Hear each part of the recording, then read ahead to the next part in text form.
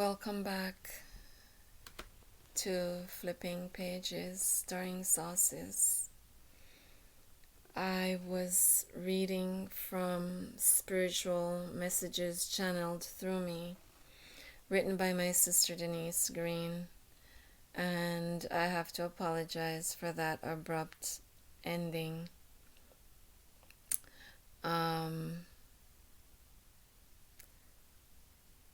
I don't remember reading this part of this book before, and it was very hard for me to be reading about my family in such a negative way, and it was harder still for me to find out about the physical torture and the mental torture that my father went through while hospitalized. I knew some things happened at the hospital, and I knew my dad was complaining about being cold, and I know that he wanted socks, and the socks that were given to him was way too big, so they didn't provide the warmth that he needed. I know he requested a blanket, and it took them 45 minutes to give him the blanket. I know that Deneace brought him soup that she made herself, that she had pureed, that he would have been able to eat without discomfort. And I know that it was put in the refrigerator and not given to him. All these other things I'm finding out about now. I must not have read the afterword and the forward after the story ended, because I have no memory of this, reading this part of this book before. So that is very hard.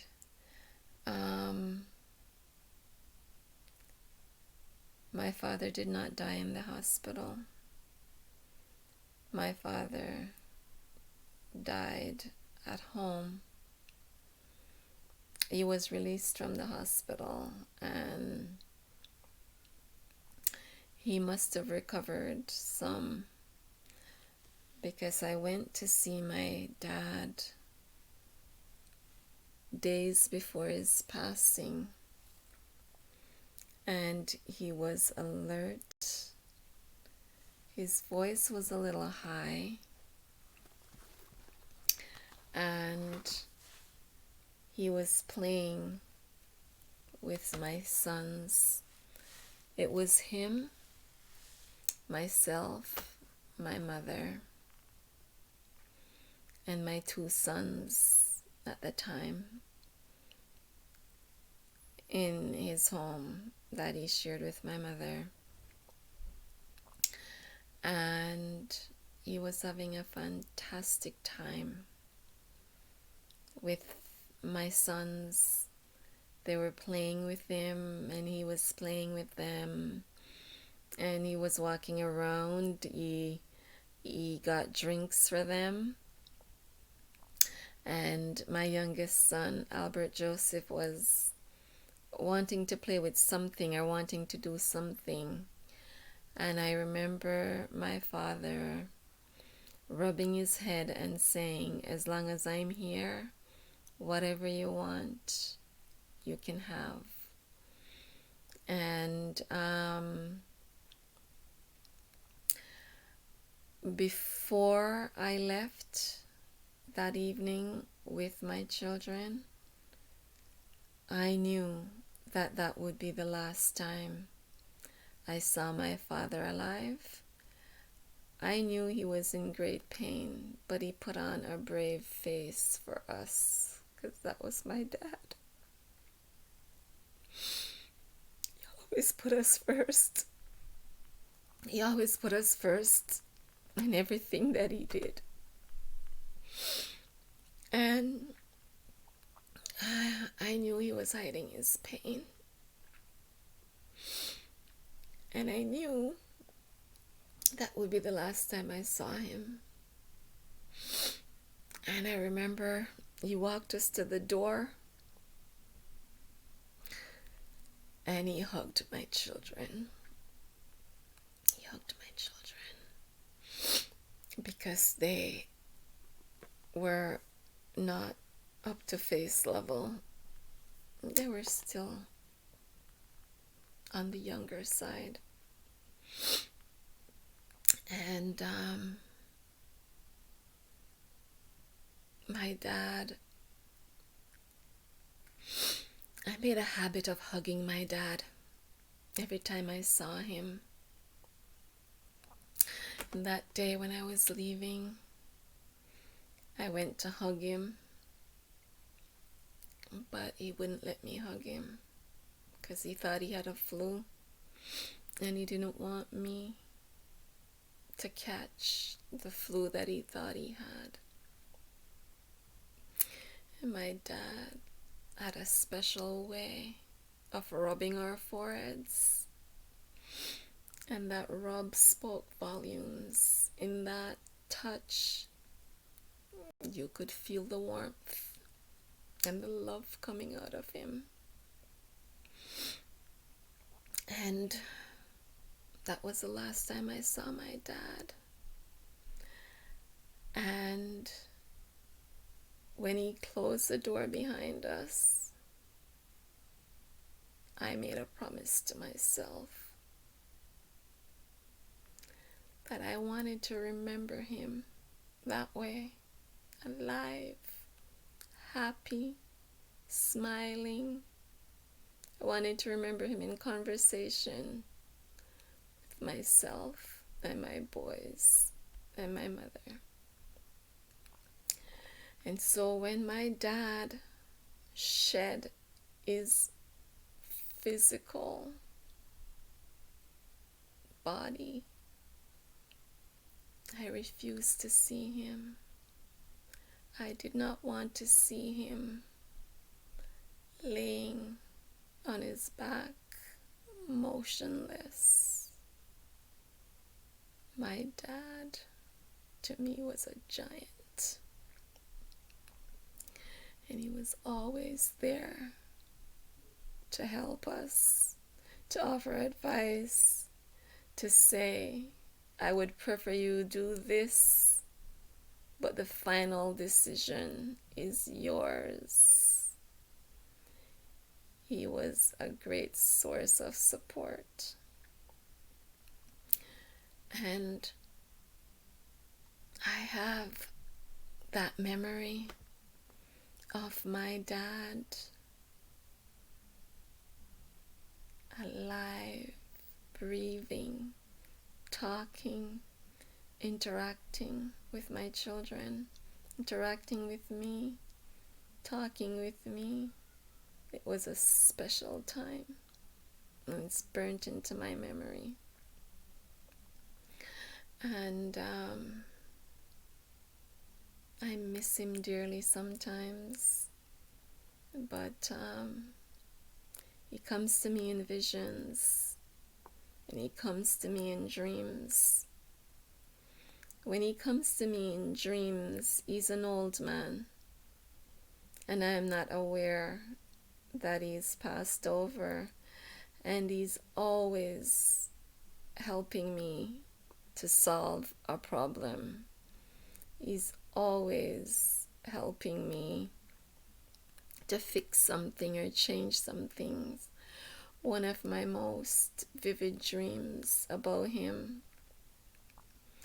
since he went to sleep was, we're in the family home in Jamaica, and every room I go into is occupied by someone or something. And I go outside and I said to him, there's no room in the house for me. All the rooms are occupied. And he says, come, child. There's always room for you in the house. And we go in the house and we're searching. And we can't find a room for me anywhere in the house. And though the dream started out with us in the family home in Jamaica, it ended with us here in Canada, where we're in my basement, in the basement of my house together. And he gives me a flower pot. And in that flower pot is dirt and lily buds of lilies just starting to grow. And there's a cocoon of a butterfly. And to me, that represents the beginning of spiritual growth. And it was not long after that I started waking up to the realization of who I am, of my history, a rich history. And though there was no room for me in the house,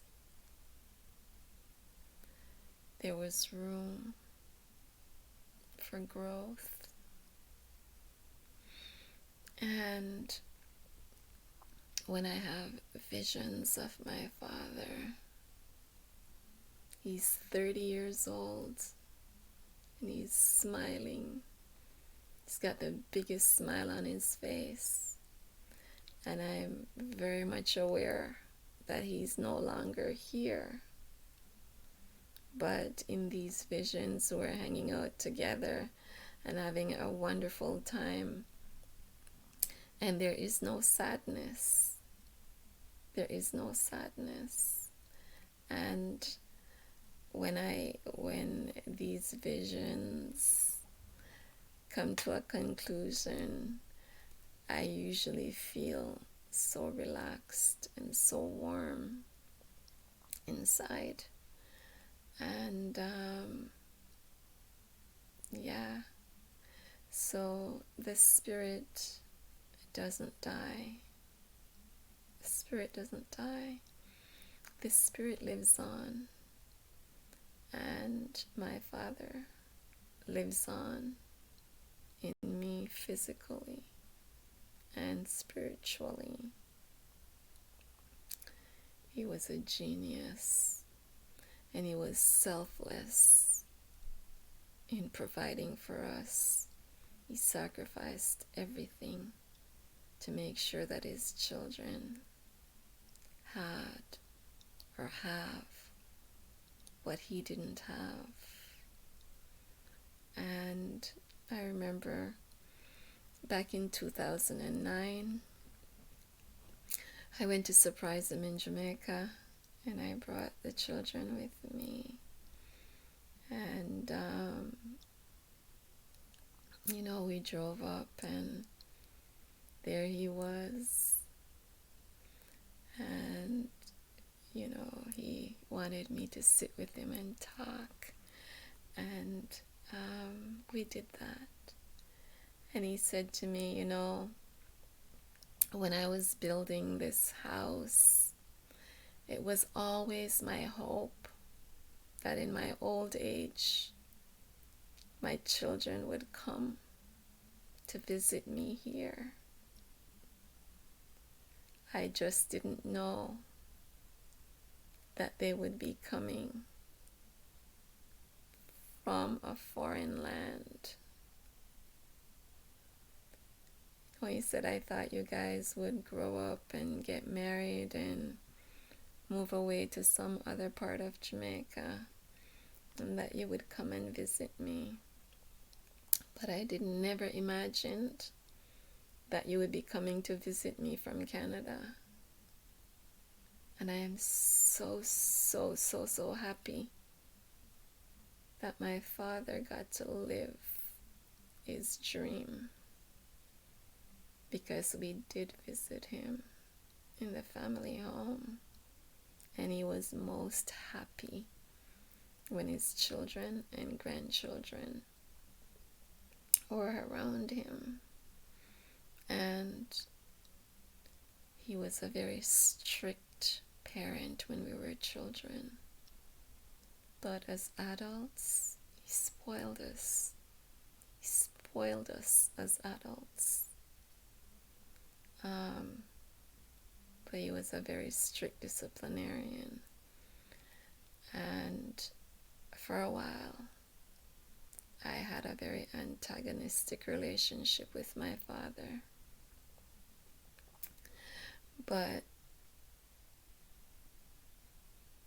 we got to the point where my dad and I became very close. And we had very good conversations. And we were much loved by our father. And our father is much loved by us. He was a genius. He was a genius. And there are things that I will share later on.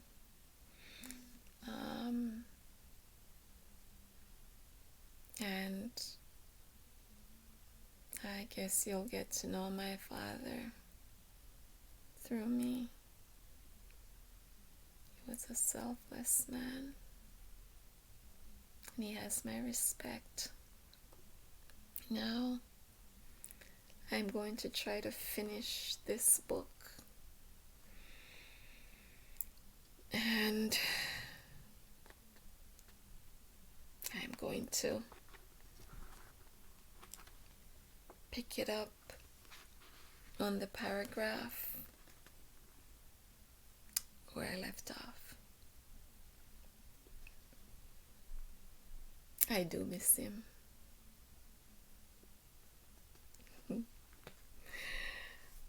I do miss him. And I'm smiling this big happy smile because I can feel him telling me, get on with it, child. You have started something and you need to finish it. And that was my dad. He didn't care if when you finished it, it was lopsided, as long as you finished it. I'm going to finish it. What do you do when your wife and one of your daughters cause your medical records to disappear between the airport and home? Even if the records are available to you, how do you prove that the doctor did not give you the medication and the treatment that he recorded in your file? You can't. Autopsy? The medication is not in this tissue, but that could be because traces are in whatever tissue, but there is no trace in this tissue, but... And if you had insisted that no autopsy get done, then... And the mind games. If you had done this and if you had done that, then this would have happened and that would have happened, and your father is still dead. Who is going to question them? What do you do? There's only one way to fight back. You bring awareness to the spiritual warfare. You provide insight into how the spiritual battles are fought. We tend to view these experiences from the social aspect of our lives. We know something was wrong with the treatment and we see money as the motivator, or callousness as the reason, but we miss the really important thing. We did not see the spiritual element in the battle. Another case keeps coming to mind wherein the fixers chose not to fix. I read about it on the internet approximately a month ago. It had to do with an Asian Canadian woman living in British Columbia who required a kidney transplant. She spoke out about the treatment she was receiving and as a result, according to her, was taken off the list for transplant. The reason being that she was no longer a viable candidate for operation. There are as many ways to open the exit door as you can imagine. I know about that which the woman speaks. I know firsthand how the fixers twist and turn and twist in their work for their source, the spirit harvester. A fraudster disguised as a fixer is, oh Lord, have mercy. A fraudster spiritual gatekeeper disguised as a medical doctor is from the highest tier in the harvester's hierarchy. He is a serial killer of the highest order. And in a country like Jamaica, where blacks are still viewed through a more overt colonial lens than they are viewed in Canada, a fraudster, fixture, spiritual gatekeeper is as home on earth as an archangel is at home in heaven. Please note that the phrase more overt colonial lens does not mean that the Canadian fraudster, fixer, spiritual gatekeeper is any less effective than the Jamaican counterpart. It simply means they do their spirit harvesting with that Canadian smile. Something was just revealed to me about Randy and my mother. They both worked as nurse caregiving for vulnerable people, which leads me to two questions. If you can murder a person who bathed you, fed you, protected you, loved you, how much easier would it be for you to murder a helpless stranger in your care? If you can murder someone from whom you bore children, how much easier would it be for you to murder a helpless stranger in your care? Although my mother always tended to treat outsiders much better than she treated some of her children, nonetheless, when I needed a mother, before the Randy effect got the better of her, she was there for me. I wish I could take away the hurt that made her who she is, but earth to me is a symptom of earth, is a synonym for hurt. And what is, and what is not, is not. You do not kill people close to you in such a calculated way, unless it is something you have done before and feel safe in doing it. And it happens a hell of a lot more often than one would think. When I told a young lady who prefers not to be identified, coward, that nobody would believe me if I said my dad was murdered, she answered, Deneace, I know what you mean.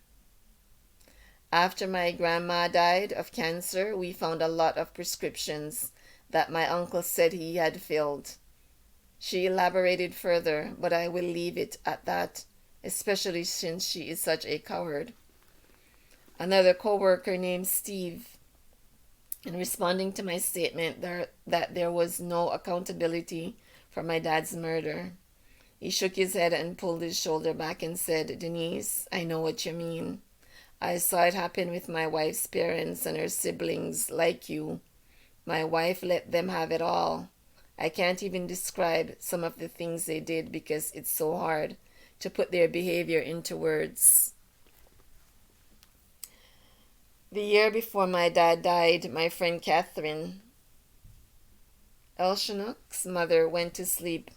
In her grief, Catherine said to me, Deneace, the doctors killed my mother. They killed her. At the time, I felt she was talking through her grief and anger. I know better now.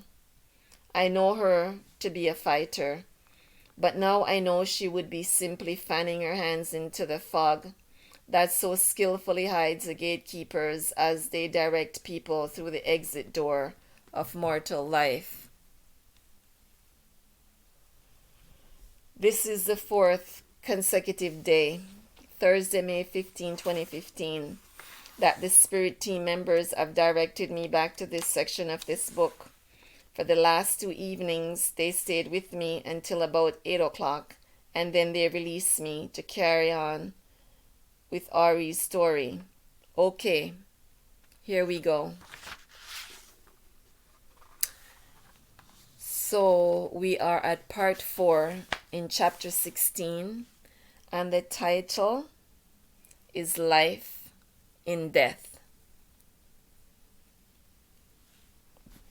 Death is just a change in life. More was told to me today by Nuri about the letter Y.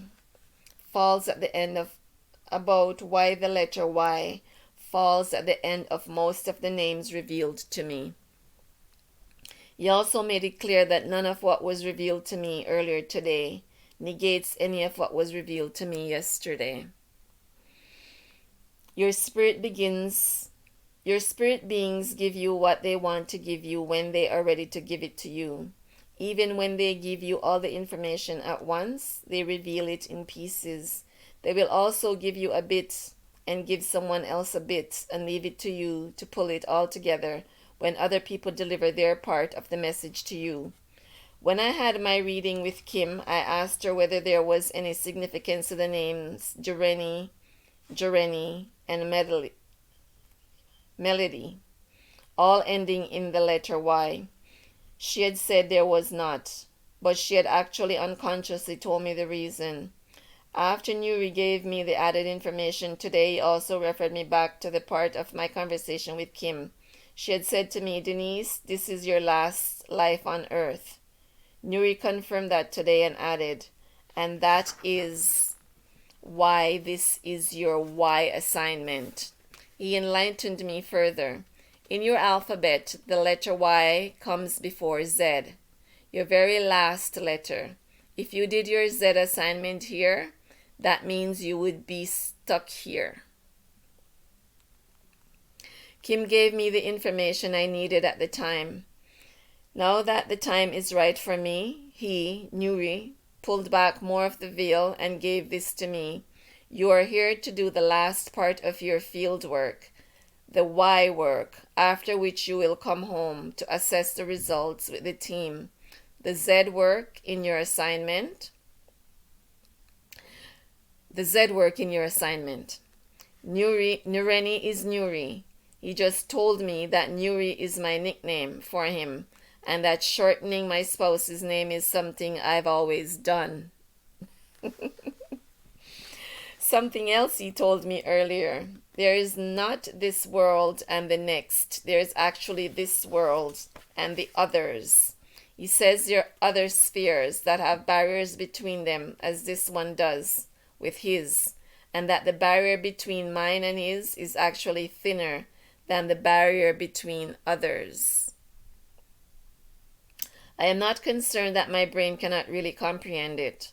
However, what I see is that I am inside a ball called Earth, which is not the first sphere. Earth is encircled in another ball, the one in which the spirit beings that communicate with us reside, and their world is in another sphere, and that sphere is in another, and that one in another, and within each of these worlds are parallel worlds. That is, there are worlds, elongated bubbles beside elongated bubbles, alongside Earth, that are also encased in Nureni's world. I just said I really don't care about astronomy, and he answered, it's not up to you. No, I don't have any romantic feelings for him. He smiled. And we're at part 5 in chapter 16, and it's entitled Granny and Her Spirit Team. Using my maternal grandmother as an example, Granny wants me to tell you about another variation of the relationships human beings have with their team of spirit beings. This is a mystery to me because my grandmother was extremely afraid of ghosts, yet she would sit or stand and have conversations with her deceased relatives and friends, just as you would sit face to face and have a conversation with another person in the flesh. Her conversations were such regular occurrences that during the year and a bit that I lived with her, I never thought anything of them. When people in the community saw her standing at her gate talking to someone whom we could not see, and neither could they simply greeted her, "Good evening, Miss Madame," and walked on. Randy would comment, "Granny's out there talking to her people again." Sometimes we would be walking back from church with her at night, and as if someone called her by name, she would look back and say, "Oh, are you? Oh, it's you," and carry on a conversation as she walked, even stopping at the side of the road to elaborate on an important point, a point she felt needed much attention. She would dismiss them when she was ready, saying, "Okay, don't come any further, or you can turn back now." I specifically recall her asking a number of times in different conversation, "How them other ones? And you see? Have you seen?" Whether the beings with whom she was conversing had seen others in his or her sphere. These conversations between my grandmother and her people were so commonplace throughout my mother's childhood that whenever any of us children broached the subject, my mother usually responded, "Mama has had those conversations for as long as I can remember." Sometimes my grandmother, Granny, would wake up at night answering yes and open her wooden window in her bedroom. Pay attention for a short span of time and then respond with annoyance. "Ah, that you wake me up to tell me? Is that what you woke me up to tell me?" She would then hiss through her gums and go back to bed. Other times when she felt that she had had a long enough conversation with whomever earlier in the evening, and that being came back to disturb her sleep, she would respond, "Are you again? Is that you again?" People whom we children could not see would bring her cows home for her, wake her up to tell her, and she would thank them, depending on who it was, or she would curse them and tell them to leave her stuff alone. This was the case one night when somebody brought her 2 cows home and said, "Poor Madame." Granny flew into a rage, not for the bringing of her cows home, but for pitying her. She felt whomever was indeed out of order to come talk about poor Madame. My point, which is not at all exaggerated, if anything it is understated, is that my grandmother's relationship with her spirit beings was nothing out of the ordinary for her, nor for the people around her. I don't have that kind of relationship with my team, and I don't know that I would want it. Right now, I am feeling that this bit of information about my grandmother is disjointed. I was going to say, given the way information is unraveled for me as I develop a relationship with my team, I would wait to see where it fits into everything else. However, Nuri just informed me that it is to show how these relationships vary. I see how it fits. Remember when I said I hear a hollow, high-pitched sound before my angels start talking to me?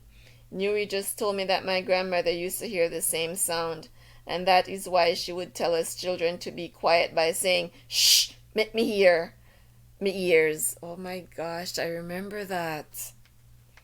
"Shh, let me hear me ears, no? Be quiet so I can hear what is going on, will you?" The woman was listening in on the conversation her spirit beings were having amongst themselves, or listening to the messages from them. Whoa. Everything happens for a reason, he says. I will eventually get to that place with the team. Why was her relationship with her spirit family so much more developed than mine?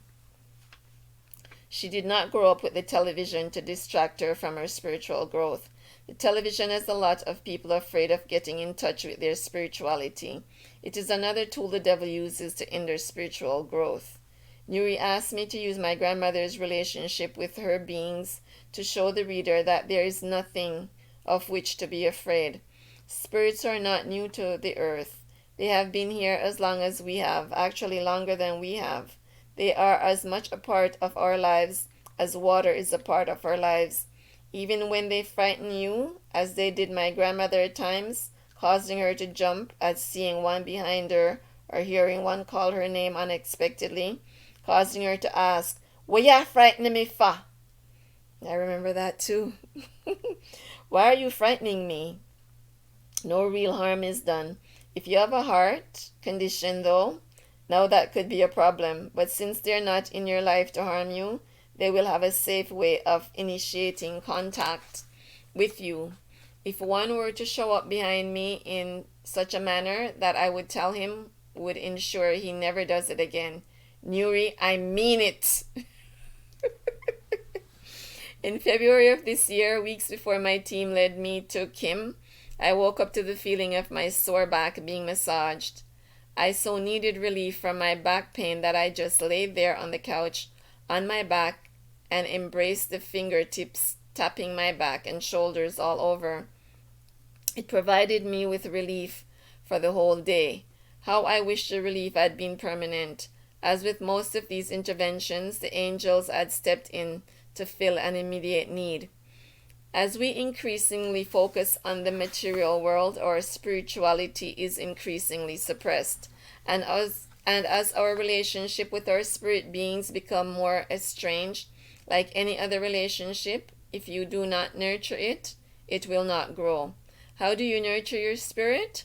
Kim O'Neill's book, How to Talk with Your Angels, as an excellent step-by-step exercise in chapter 4. It worked for me the very first time I tried it. Wow. How many times have I mentioned the name Kim O'Neill in this book? I've lost count. On March 3rd, 2015, when she said, "Deneace, you and I have worked together before, and we will be working together again. I am looking forward to working with you." I did not see how we could possibly work together, with her living in another country and her life being so much more demanding than mine. She is a public figure, and I am a recluse.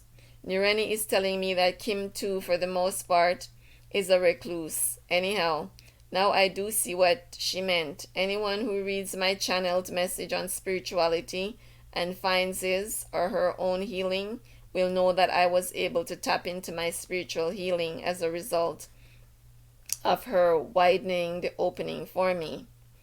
Despite my seeing us, Kim and myself, as already working together because of the fundamental role she has already played in my writing 6 books in this series thus far, it does not mean we will not one day work side by side while we are yet in the flesh. In fact, Graney is pushing me to report that Kim and I will indeed work together while sharing physical space sooner than I think. Okay. A spiritual healer, she called me. How did she know all this stuff on spirituality would flow through me? Of course, I now ask the question rhetorically. My angels spoke through her to me. They showed her things about me of which I had no clue. What is ironic, though, is that they led me to her in the first place. Nuri wants me to tell the reader how, so that when the signposts show up in the reader's own life, the reader will not miss them. In addition to Kim's book, or as an alternative source for nurturing one's spirit, there is always a source that has stood the test of time, since a source chose to make himself known unto us while we are in our human form, the Holy Bible. It is permeated with references to the Spirit, and blatantly tells us that God is a spirit, and they that worship him must worship him in spirit and in truth. St. John's 4, verse 24.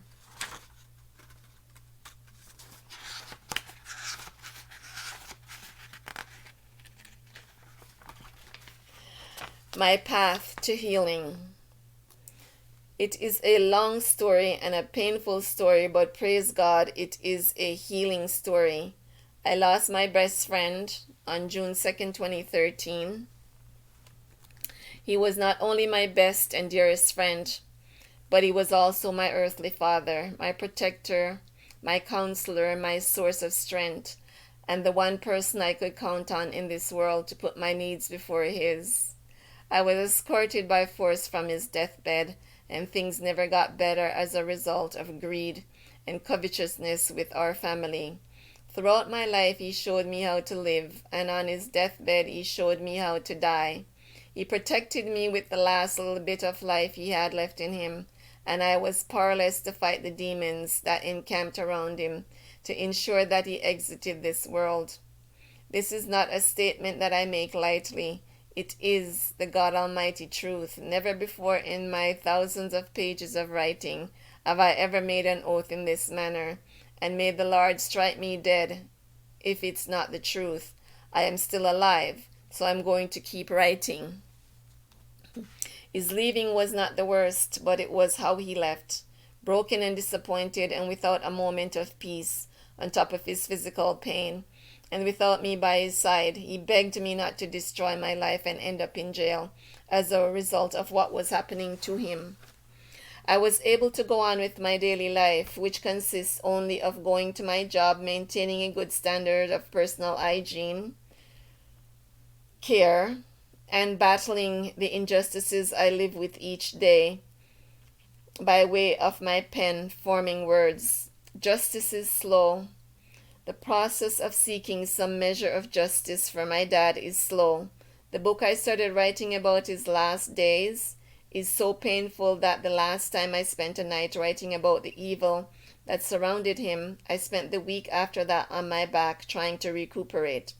Writing about those demons had the opposite effect of what writing usually does for me. If a writer does not live what he or she is writing, the message lacks depth. Thus, writing about my dad's last days here forces me to relive the horror of the manifestations of evil and the helplessness on both our parts, cripplingly painful memories.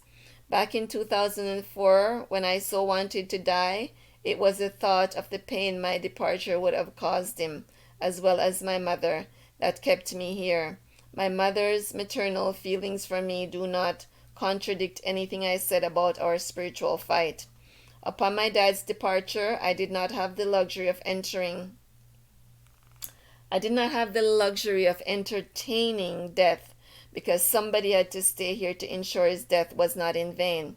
The process is slow, but his words comfort me. I was holding up okay, or so I thought. On December 21st, 2014, while in the line of duty as a Canada Border Service officer, 3 security personnel of the Canada Air Transport Security Authority detained me and called the police on me. When I inquired why, I was told regarding my work tools, handcuffs, baton, protective vest, tool belt, uniform, etc., to see if you were allowed to have them. Despite my having 4 pieces of identification on me, including my badge and designated peace officer card and my name tag on my uniform, their only recourse was after detaining me for 45 minutes under the pretense of checking procedure was to call the police to see if I were allowed to have them. They would later contend that they kept me for 45 minutes, They would later contend that they kept me for 20 minutes, not 45. But whether for 5, 10, or 50 minutes, what difference does the length of time make to the reason for calling the police? What difference does the length of the delay make when the reason to see if you were allowed to have them is racial profiling? 2 weeks passed before the shock started to manifest itself as physical pain. I am no stranger to pain. I know pain. I know childbirth pain. I know deception ending in divorce pain. I know a strained relationship with children pain. I know the pain of repetitive muscle movement resulting in back pain, neck pain, shoulder pain, finger pain, wrist pain. And I know the pain of losing my one true friend and my source of strength. But this pain, after the psychological shock wore off, was a new level of pain. This pain came with a burning in my forearms, as though they were immersed in acid, as though someone placed a hot iron on them and left it there. And the regular dreams I was getting from my dad changed into nightmares, and I had nowhere to turn with them except to the book in which I document just about all of his dreams to me. One dream in particular, the one I had on February 12, 2015, was so bad, so horrifying, that I jumped out of my sleep in anger and pain, and with the same helplessness I felt as I watched him being tortured to death, and wondered whether the dreams were really from him, my dad. I asked him to tell me what he wanted me to know. I just wanted something to be sure it was my dad who was dreaming me. The Lord heard my supplication and raised up the angels in my life to a new level. They led me to a place of healing and spiritual growth. And they continue to lead me, heal me, and teach me. Hence, Book 2, Spiritual Messages Challenged Through Me. He lifted me.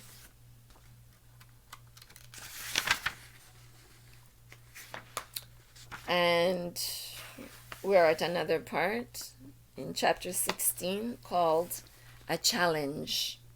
Is there anyone out there who has the energy and the resource to start a worldwide nonprofit support group that will look into cases of suspected murders by medical staff and take action alongside the afflicted? The cause is twofold, social and spiritual, and besides, you can't take any of your money with you when you leave here. Would you rather do your part in this spiritual warfare, or would you rather let your labor go in vain? And Deneace has some acknowledgements here. I will now read the acknowledgements. I must stress that the torture authors of this work are my angels. Oh my goodness. I will read that again, and I apologize for that. I will now stress that the true authors of this work are my angels, Graney, Ani, Honoru, Nureni, Nuri, Melody, and Bonnie. Thank you so very much for coming out of the shadows and actively stepping into my life to heal and direct me. Still, the voice that keeps me steady is that of my earthly rock, my dad, Rudolph Green. He showed me how to live with grace and dignity, and showed me how to die with the same. He showed me how to endure when it really matters, and because of his lessons, I can and will endure to my natural exit door and see that smile once more that tells me how much I am adored. I knew his fear for me was that I would be alone after he left. It is true. I am alone, but I know the value of friends. Pamela Evelyn, who became my voice when the staff at Scarborough General Hospital in Toronto silenced me, is my friend. My Creator allowed me to one day do something of real value for her that can convey my gratitude for her being a friend in the true sense of the word.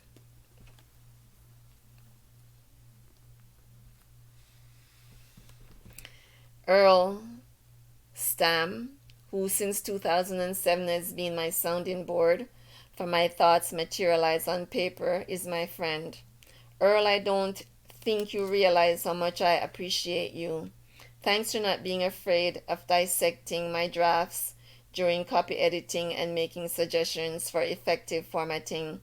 And thanks for being there when I was barred from gaining access to my father while he lay on his deathbed demanding to see me. Once again, I called on my dear friend Ken Payne, and he never hesitated to give me the help I needed. Thanks, friend. Bless you. My friend Dulcie, Ione or Yoni Fraser and her family, my family, stepped in without question. I accept the new phase of our friendship as just another lesson in growing and evolving.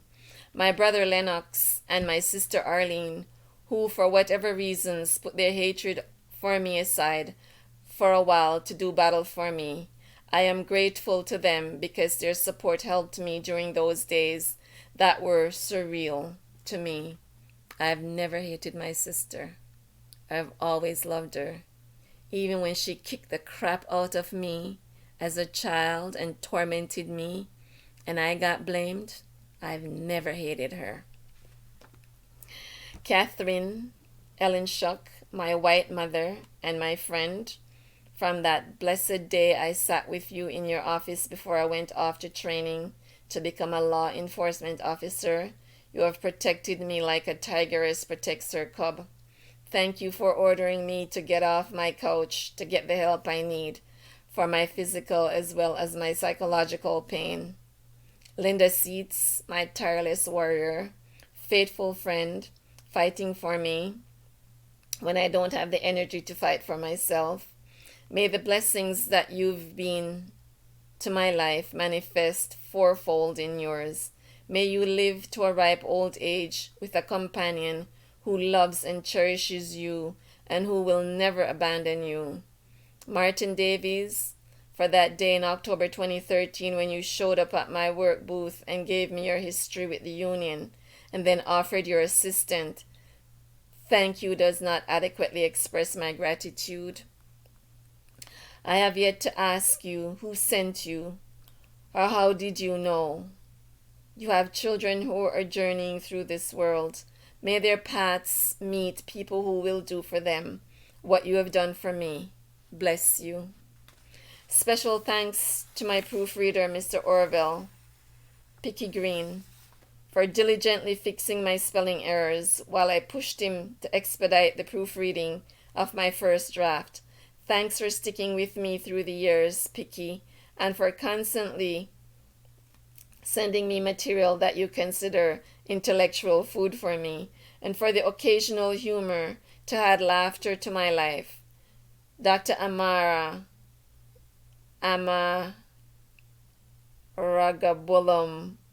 Anozi, an angel of the Creator, dwelling amongst us in the flesh, brought to me by the Creator himself.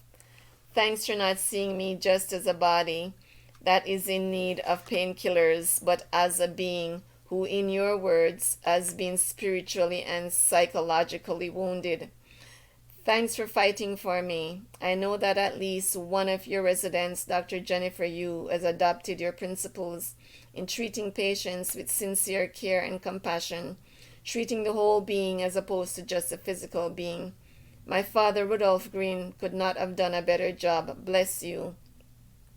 Jan Jelinek, my grief therapist, thanks for listening and encouraging me in my spiritual growth as well as my writing. Angel Girl, Jeremy, there's a special place in my heart for you. Thank you for finding me a publisher, although I chose not to accept that contract, and for taking on the task of finding justice for my dad. You will always be my number one literary agent. Robin Monkman of Blitzprint Inc. in Calgary, thank you so very much for your patience and hard work and the interior and cover design of this book, as well as for your design input on my previously published My Thoughts, My Life, the life of a Black woman living in a white world. Your service made me feel as though my project were the most important one, the Blitzprint. I look forward to working with you on my remaining 26 written manuscripts. Kim O'Neill, thank you, bless you, thank you for telling me to keep fighting for my dad and for telling me you will get justice. Those words of encouragement kept me going through the mountains of lies in the numerous pages I had to sift through in hospital records, security reports, police reports, and health records, in order to find and present the truth to whomever cares to know. For anyone out there needing to speak with Kim, her office phone number is 281-651-1599. Her book, How to Talk with Your Angels, can be found on her website, and her website can be found by doing an internet search of her name. Finally, to my Creator, the Creator of the air I breathe, despite my life of loneliness and solitude, despite the disappointments and the betrayals at every turn, thank you for showing me that I am never really alone. Thank you for all the warriors, visible and invisible, tangible and intangible, you put around me, who fight for me when I'm too weak or too preoccupied to fight for myself. Often I feel that my journey is more painful than the journey of most others, but thank you for showing me how blessed I am with the good support system you have given me. Thank you.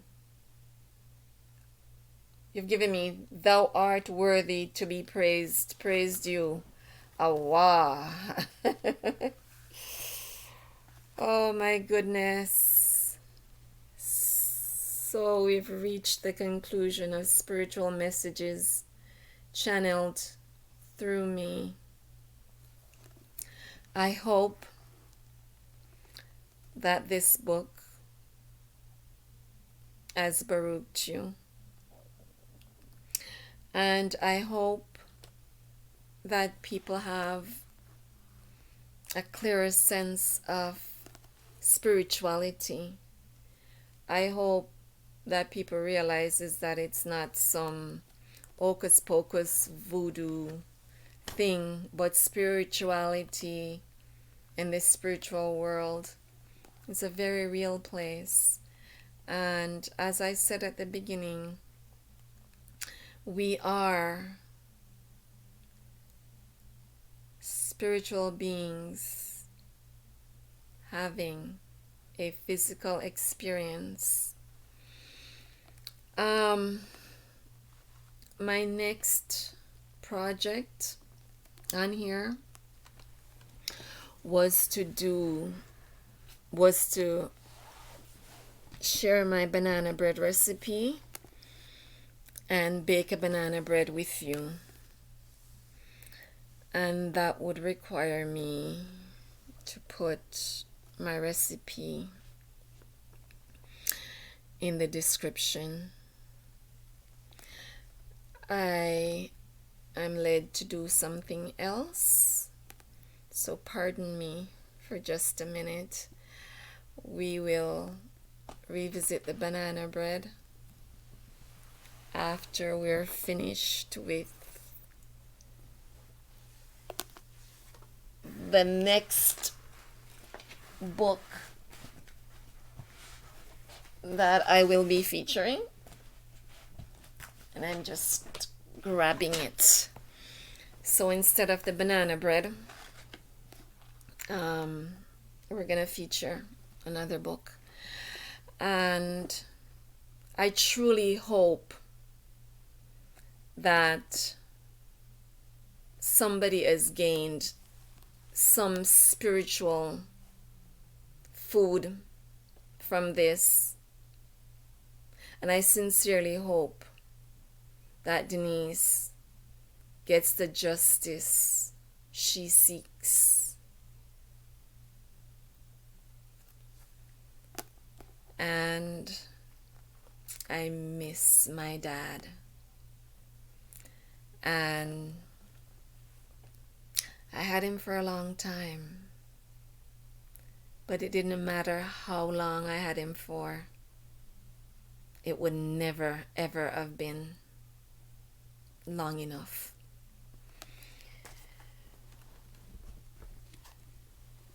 The next book I'll be featuring is written by me,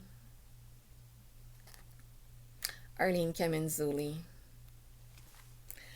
and it's entitled Mourning in Silence.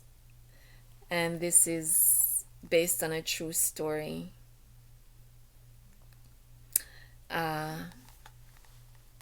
about a miscarriage that I had. And I'm just going to read the back of it for you, but this will be my next feature. This book is ideal for mothers who have suffered a loss. It has helped me to come to terms with my own miscarriage. It reveals the ways in which mothers-to-be can bond with their fetuses. Excellent work, Arlene. And that was a review done by, I wouldn't call her a friend, an associate of mine, Charmaine Brooks. This book represents the true meaning of motherhood. It portrays the other side of motherhood before the child is born. The way in which Arlene coped with her loss was very challenging and emotional. Her story is also very romantic and inspirational. And again, that was a review by an associate of mine, Gemma E. Whitby. In this emotionally moving book, Arlene reflects upon her raw emotions following a miscarriage, as well as her frustration in not being able to conceive, and with Ben's reluctance to discuss the loss, she expresses her blunt opinion on when life begins, unprotected sex, birth control, abortions, and alternatives to abortions. Arlene undergoes a spiritual awakening as she accepts that some things are beyond her control, and that in time, Allah, Yahweh, God, reveals his plans to those who are willing to accept them. Arlene Kamenzuli resides in metropolitan Toronto, Canada, with her family. She is the author of The Mistakes We're Mine to Make, and then soon to be released, Too Precious to Love. Oh, and they didn't include my other book. Oh, it's there, Too Precious to Love. Yeah, it's there. Sorry about that. This book is available through me. You can contact me on my website. Not my website. You can contact me through email. So now, I must say, it has been an emotional day. But, as they say,